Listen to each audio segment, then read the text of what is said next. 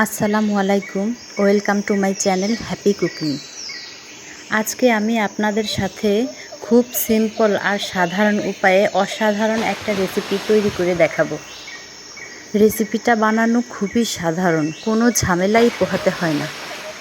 অনেক সময় কি হয়, বাড়িতে মুরগির মাংস রান্না করলে বুকের মাংসটা কেউই তেমন একটা পছন্দ করে না। রান্না করলে খাওয়া দাওয়ার পরে বুকের মাংসগুলিই কিন্তু পাতিলে পড়ে থাকে।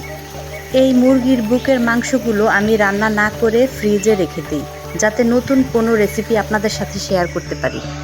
এখন সেই মাংস দিয়ে আপনাদেরকে একটা নতুন রেসিপি তৈরি করে দেখাবো। এখানে আমি মুরগির বুকের মাংসর থেকে অর্ধেকটা নিয়েছি। মাংসগুলো এখন ছোট ছোট টুকরো করে কেটে নিব। এখানে আমি মুরগির মাংসর টুকরোগুলো কেটে ধুয়ে নিয়েছি।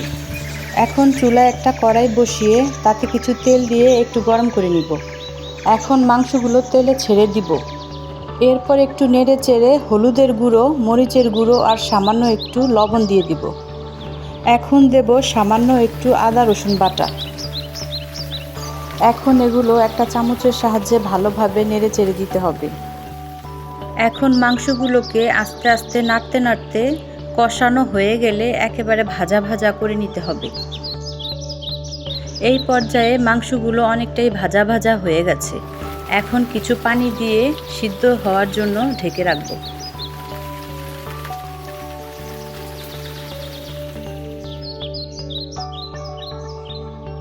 পানিটা শুকিয়ে মাংসটা অনেকটাই সিদ্ধ হয়ে গেছে।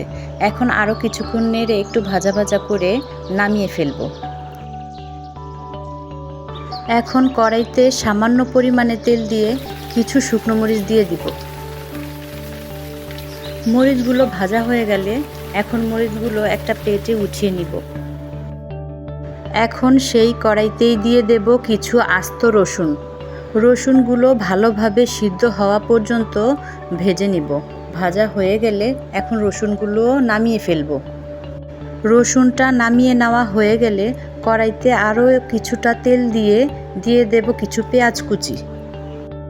পেঁয়াজ কুচিগুলো নাড়াচাড়া করে কিছু সময় লাল লাল করে ভেজে নিতে হবে। এখন পেঁয়াজ কুচিগুলো ভাজা ভাজা হয়ে গেছে। এখন চুলা থেকে নামিয়ে নিব। ভেজে রাখা মাংসগুলো এখানে ঠান্ডা হয়ে গেছে। এখন এগুলো ঝুরা ঝুরা করে নিব একটু মথে। মাংসগুলো এখানে ঝুরা ঝুরা করে নিয়েছি।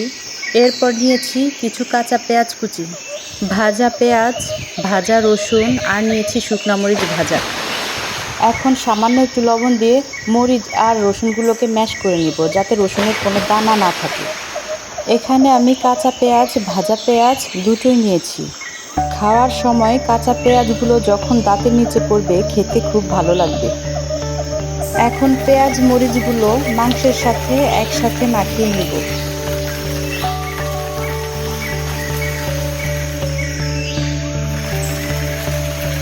মাংসগুলো ভালোভাবে মেখে নিয়েছি।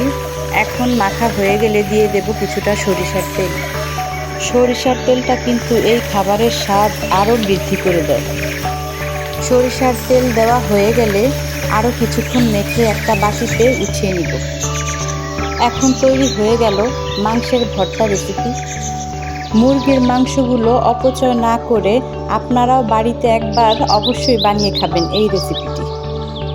তো রেসিপিটি কেমন হয়েছে কমেন্ট করে জানাবেন, আর ভালো লাগলে একটি লাইক করে দেবেন। আর এই চ্যানেলে নতুন নতুন ভিডিও পেতে সাবস্ক্রাইব করে রাখবেন। ভিডিওটি সম্পূর্ণ দেখার জন্য অসংখ্য ধন্যবাদ। সবাই সবার জন্য দোয়া করবেন। আল্লাহ হাফেজ।